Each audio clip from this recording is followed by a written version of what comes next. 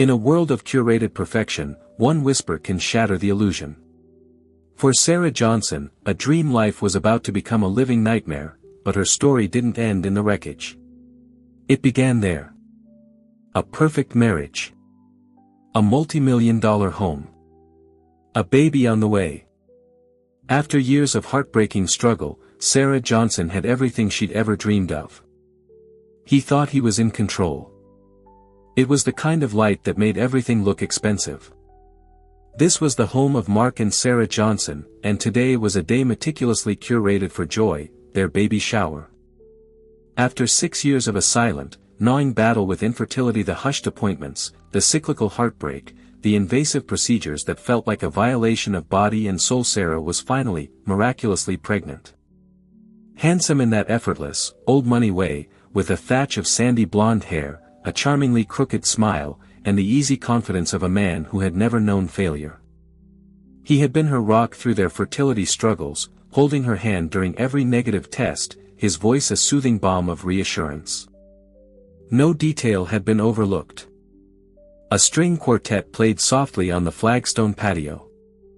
A floral archway of white roses and baby's breath framed the entrance, and inside, the great room was a sea of blush pink, gold, and cream. A mountain of perfectly wrapped gifts sat beside a custom-built rocking chair, a single enormous teddy bear nestled in its seat. Sarah moved through the crowd of 50 women, a practiced smile gracing her lips. Just a few more weeks. Each sentence felt true and false at the same time. It was a formless, nameless dread she couldn't articulate, a feeling she dismissed as standard third trimester jitters. There was the way Mark's phone, once casually left on the kitchen counter, was now perpetually glued to his hand, its screen angled away from her. There were the hushed, clipped phone calls he'd take in his study, the door firmly closed, his voice low and urgent. "Just a sensitive deal, honey. You know how it is. NDAs and all that." Her sister, Jessica, saw it, too. Jessica was 2 years younger, a paralegal with a razor-sharp mind and a protective instinct that was downright feral when it came to Sarah. "He just seems slick. Too slick. It's like he's playing a part. The perfect husband, the doting father-to-be." "Jess, please," Sarah had sighed, placing a hand on her belly. "There's a difference." Even Sarah's best friend, Emily, a bubbly and optimistic kindergarten teacher, had dropped a strange comment. "It's so sweet how Mark is with you," she'd said. Sarah had paused. And in that pause, she realized they hadn't. In 6 years of marriage, through the gut-wrenching lows of infertility, Mark had never raised his voice. He'd been patient, understanding, almost unnaturally calm. His composure, once a source of comfort, now felt like a wall she could never quite see, let alone scale. She'd been looking for a specific financial document in Mark's home office, a space he usually kept locked. She found the door ajar and slipped inside. In an unlocked drawer of his antique mahogany desk, nestled beneath a stack of old stock certificates, was a folder. It was a receipt from a high-end jeweler, dated 2 months prior. The purchase, a diamond tennis bracelet, a very, very expensive diamond tennis bracelet. She had never received it. She'd quietly closed the drawer, her heart hammering against her ribs. She told herself there was a logical explanation, a gift for his mother, perhaps, or an investment. To ask would be to admit the crack in the perfect facade, and she was terrified of what might crawl out. This baby was her anchor, her truth. Now, at the shower, surrounded by the trappings of her perfect life, the anxiety was back, a low hum beneath the cheerful chatter. He looked every bit the proud father-to-be, but his eyes, when they occasionally met hers across the crowded room, seemed distant. There was warmth in them, but it felt like the curated warmth of a showroom fireplace, all light, no heat. Mark's mother, Eleonora, a woman who seemed to be sculpted from ice and disapproval, glided over to Sarah. Her silver hair was coiffed into a helmet of perfection, and her eyes, a pale, chilly blue, scanned Sarah from head to toe. "Sarah, dear," she began, her voice crisp. For years, Sarah had endured Eleanora's passive-aggressive critiques, her thinly veiled disappointment that her son had married a woman from a middle-class background. "We'll do what's best for the baby," Sarah said, her voice betraying a slight tremor. Eleanora gave a tight, condescending smile and drifted away, leaving a chill in her wake. Sarah took a deep breath, her hand instinctively going to her belly. Just a little while longer. Soon, it was time for the main event, the opening of the gifts. The guests gathered in a semicircle around Sarah's designated throne, the plush rocking chair. She nodded, forcing another smile. With each gift, Sarah cooed and exclaimed, the perfect picture of maternal bliss. Emily handed her a small, simply wrapped box. Sarah carefully undid the ribbon and lifted the lid. Inside, nestled in white tissue paper, were the tiniest pair of hand-knitted booties she had ever seen. They were a soft, buttery yellow with minuscule pearl buttons. This was real. This felt real.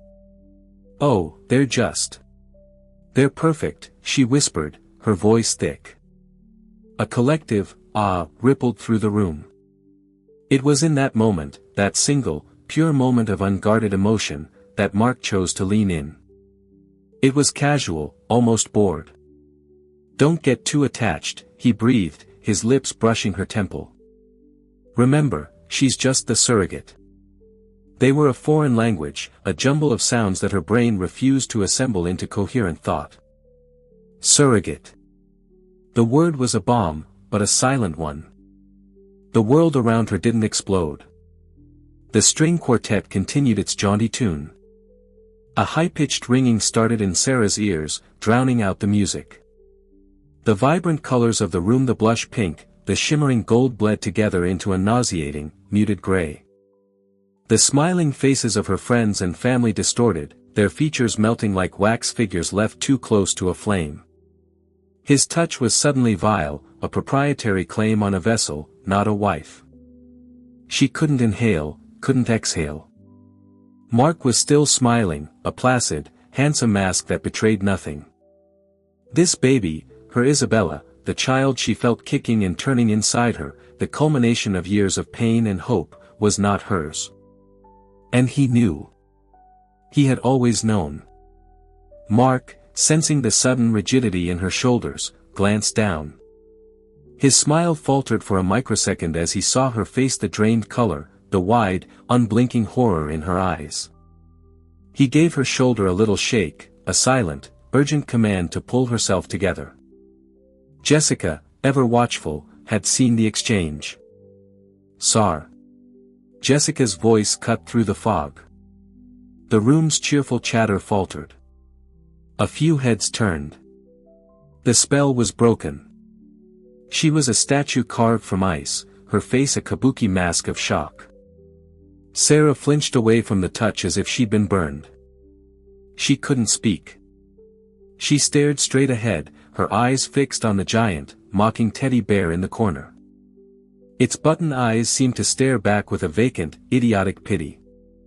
"Oh, sweetheart," he said, his voice booming with false bonhomie. "She's just overwhelmed. All this love, it's a lot to take in, isn't it? My emotional little Sarah Bear." He was painting her as hysterical, fragile, and overwrought, a narrative he had probably been carefully crafting for years.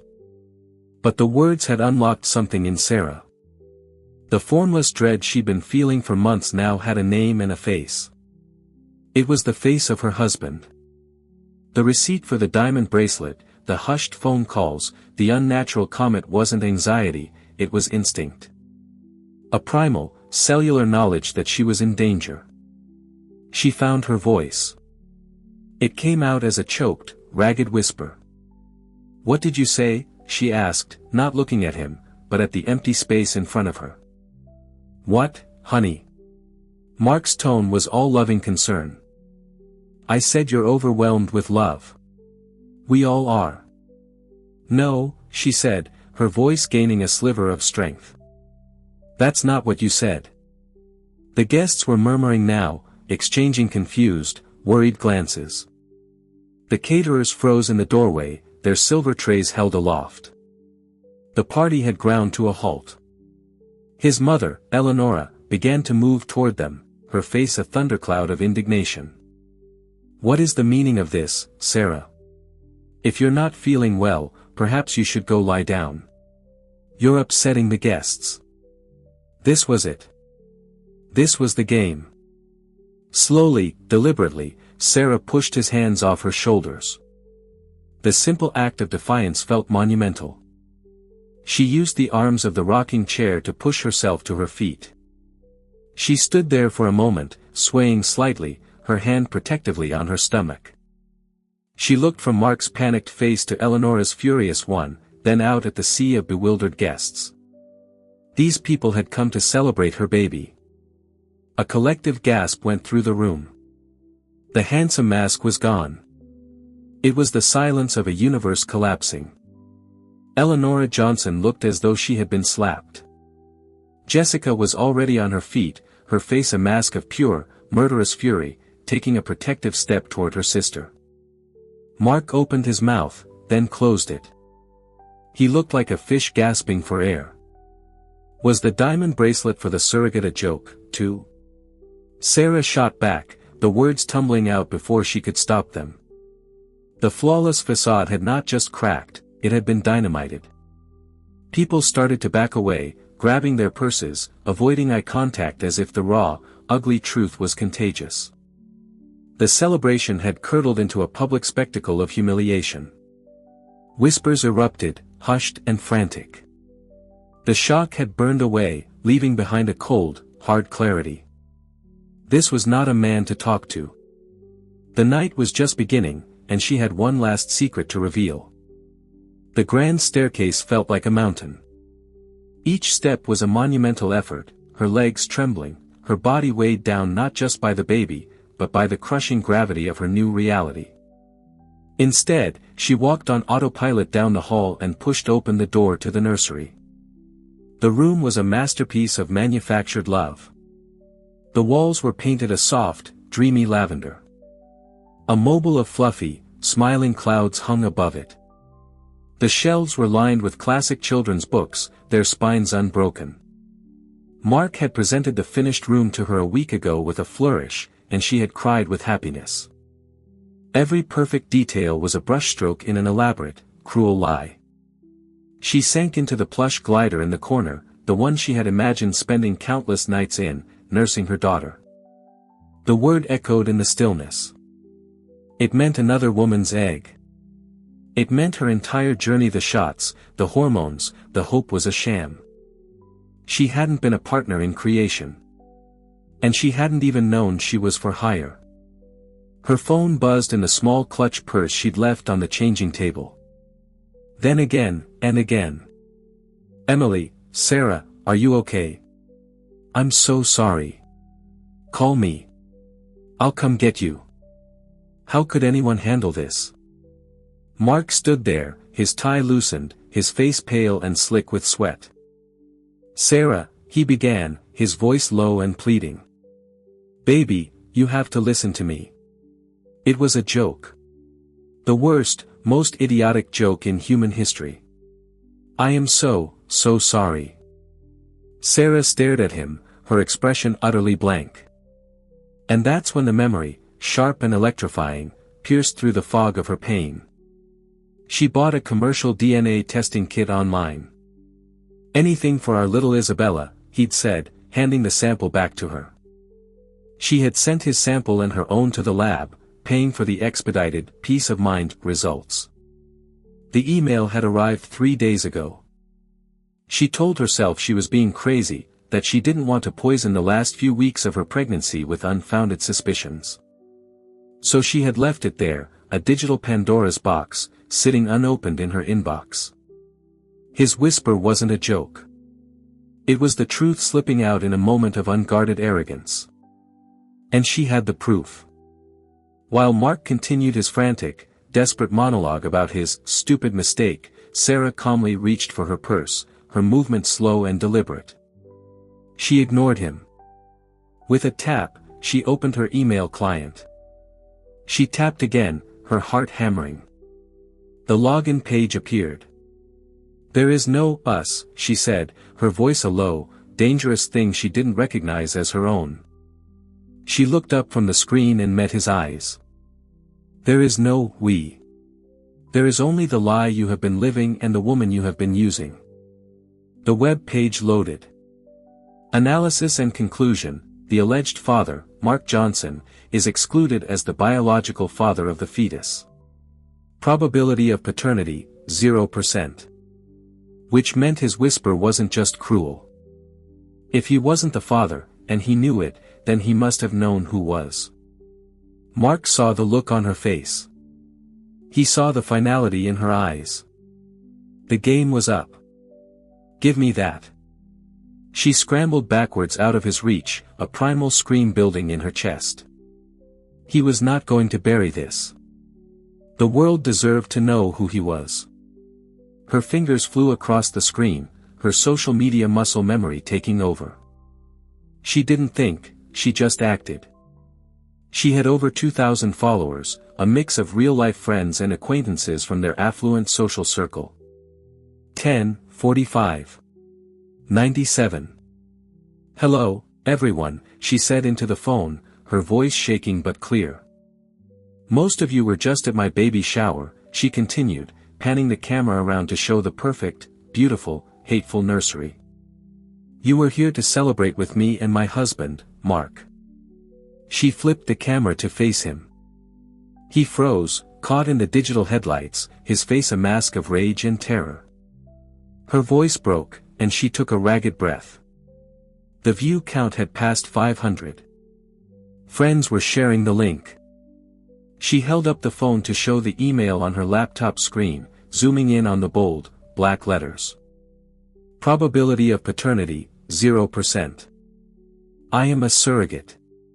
What he failed to mention was that I was an unwitting one. This man, my husband, put another man's child inside me without my knowledge or consent. He is not the father. And I have no idea who is. She ended the broadcast. He never imagined that the quiet, gentle woman he had so carefully selected as his pawn would have the audacity to light the whole board on fire. The digital world ignites with an immediacy that is both terrifying and absolute. A solid, buzzing brick of notifications. It was as if the entire world was trying to reach her at once. By midnight, it was the lead story on local news blogs in Phoenix. Sarah saw none of this at first. His rage had evaporated, replaced by a dawning, abject terror. He wasn't looking at her anymore. He was looking at the ghost of his future, a future that was now a smoldering crater. "You have no idea what you've done," he whispered, his voice hollow. It wasn't a threat. It was a statement of fact. Jessica burst into the room then, her own phone in hand, her face pale. She saw Mark, and her expression hardened into pure steel. For once, Mark didn't argue. He stumbled past them like a zombie, his eyes vacant. He didn't pack a bag. He didn't grab his keys.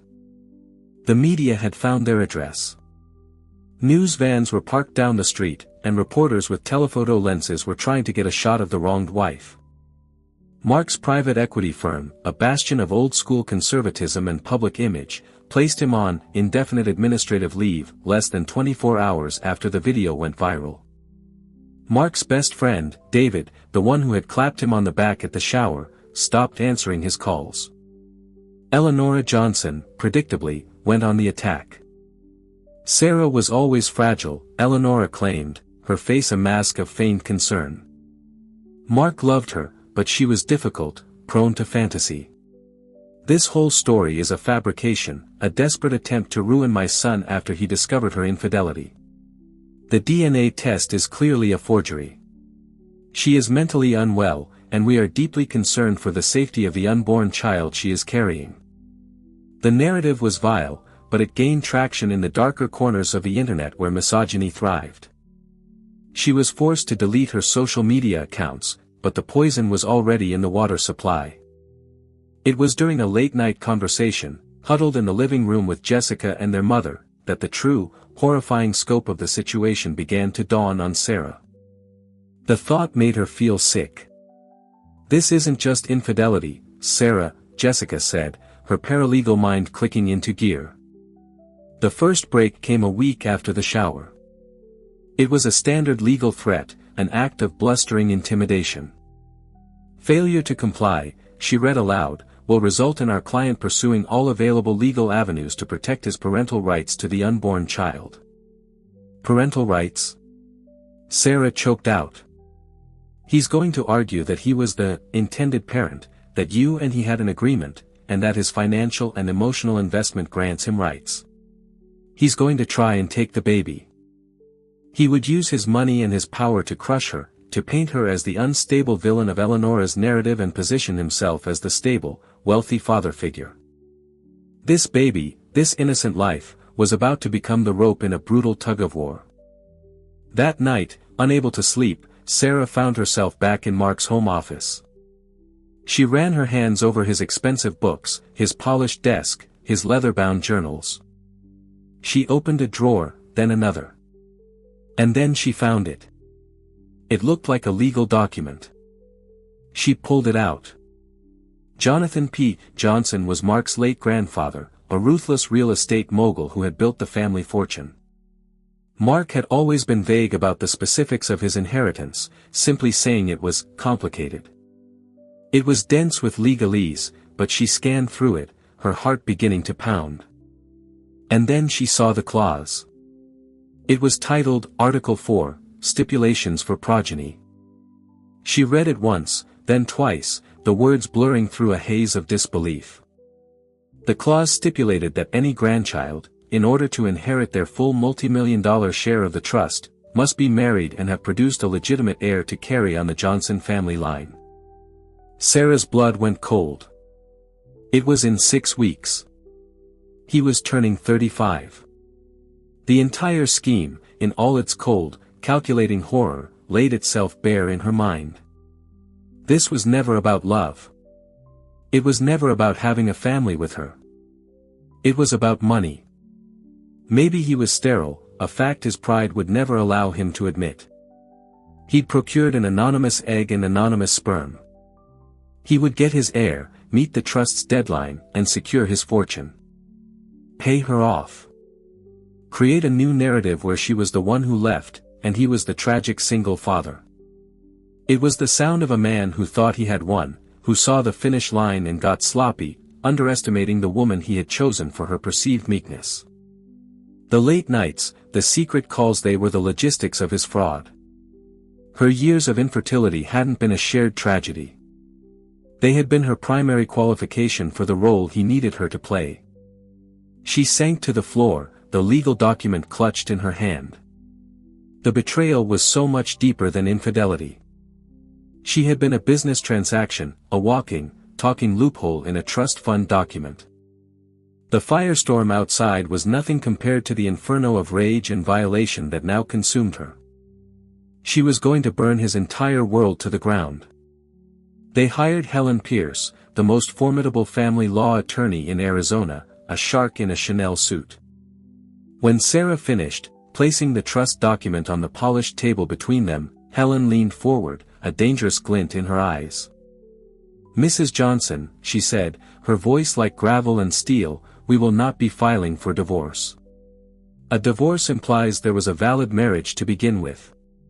We are going to have this union annulled on the grounds of profound and deliberate fraud. He didn't marry a woman, he acquired an asset to unlock a trust fund. We will sue him and his conspirators for every penny." The legal battle commenced with brutal speed. But Helen Pierce methodically dismantled their attacks. The records laid the final, horrifying truth bare. Mark had no biological connection to this child whatsoever. He had simply commissioned a designer baby to meet a deadline, and his best friend, David Barton, had managed the logistics. The late nights, the secret call sit was the business of their conspiracy. The betrayal was staggering in its scope. He never wanted to be a father. Faced with a subpoena and the threat of criminal charges, David Barton folded. The trial was a media spectacle, but it was decisively short.